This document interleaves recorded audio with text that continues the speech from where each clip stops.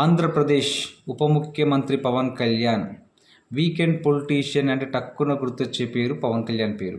ఎందుకంటే తను ఒక పార్టీ అధ్యక్షుడైనా కూడా చంద్రబాబు నాయుడు అడుగులకు మడుగులెత్తుతూ తను ఏమి చెబితే దాన్ని ఇంప్లిమెంట్ చేస్తుంటాడు అనమాట. అసలే చంద్రబాబు నాయుడు విషం జిమ్మే ఒక రకమైన పొలిటీషియన్. దానికి కొనసాగింపుగా అంతకు మించి అంటూ లేనిది ఉన్నట్టు ఉన్నది లేనట్టు ప్రచారం చేసి అబద్ధాలను క్రియేట్ చేయడంలో పవన్ కళ్యాణ్ చంద్రబాబు నాయుడు మించిపోయాడు. సో మరొకసారి తను ఎప్పుడో వారం రోజులకు ఒకసారో 10 రోజులకు ఒకసారో జనరల్గా అతను ఉండేదే హైదరాబాద్లో ఎక్కువ రోజులు ఉంటాడు. మన ఆంధ్రప్రదేశ్కి వచ్చేసరికి ఒక వీక్లో ఒక్కరోజు లేకుంటే 10 డేస్లో ఒక్కరోజు 2 రోజులు అలా వచ్చి ఏదో ఒక సభ పెట్టి తన నోటికి పని చెప్పుతూ ఇష్టం వచ్చినట్టు జగన్మోహన్ రెడ్డి గారి మీద కానీ వైసీపీ పార్టీ మీద ద్వేషాన్ని అక్కసును వెల్లదీస్తూ ఉంటుంటాడు అనమాట. సో తాజాగా నిన్న ప్రకాశం జిల్లాలో జలశక్తి సంబంధించిన ఒక ప్రోగ్రాంలో మళ్ళొక్కసారి తన యొక్క నైజాన్ని తన యొక్క విష ప్రచారాన్ని జగన్మోహన్ రెడ్డి గారి మీద ఆ జలశక్తి వేదికగా నూరు పారేసుకున్నాడు.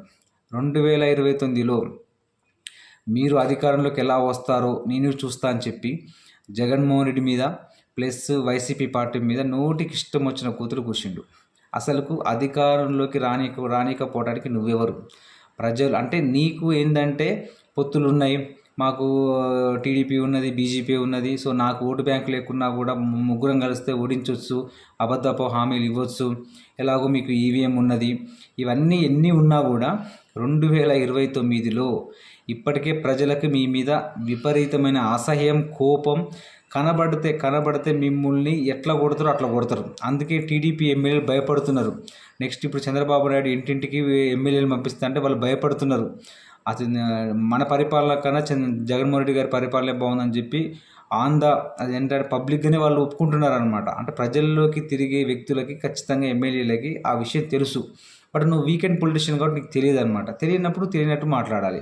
అసలు నోటికి ఇష్టం వచ్చిన కూతురు కూసేది నువ్వు, బూతులు మాట్లాడేది నువ్వు, నరికేస్తా, తోలు తీస్తా, నార తీస్తా, పండబెట్టి తొక్కుతా అని మాట్లాడేది నువ్వు మాటలు మాట్లాడి వైసీపీ పార్టీ మీద ఆ నిందలు ఎందుకు వేస్తున్నావు? నువ్వు మాట్లాడిన దానికి ప్రజలు అంతకుముందు నువ్వేం మాట్లాడినావని ఇవన్నీ వాళ్ళకి తెలియవా? తెలుసు. కాకపోతే నేను ఒకసారి జనాలు నమ్మిర్రు, ఈసారి నమ్మటానికి సిద్ధంగా లేరు. ఇప్పుడు ఎలక్షన్లు పెట్టినా కూడా నీకు ఎట్లాగ డిపాజిట్ రావు, నీ యొక్క టీడీపీ పార్టీకి కానీ ఎవరికి కూడా డిపాజిట్ కూడా రావు. సో రాష్ట్రంలో ఒక్కసారి ఏం జరుగుతుందో చూడు. అంతకంతకు అత్యాచారాలు, దౌర్జన్యాలు, దోపిడీలు తప్పిస్తే రాష్ట్రంలో ఇంకోటి ఏం లేదు. రాష్ట్ర ప్రగతి మొత్తం కుంటుపడిపోయింది. ఒక్కసారి నువ్వు దాని మీద కనుక దృష్టి పెడితే బాగుంటుంది తప్పిస్తే జగన్మోహన్ రెడ్డి గారి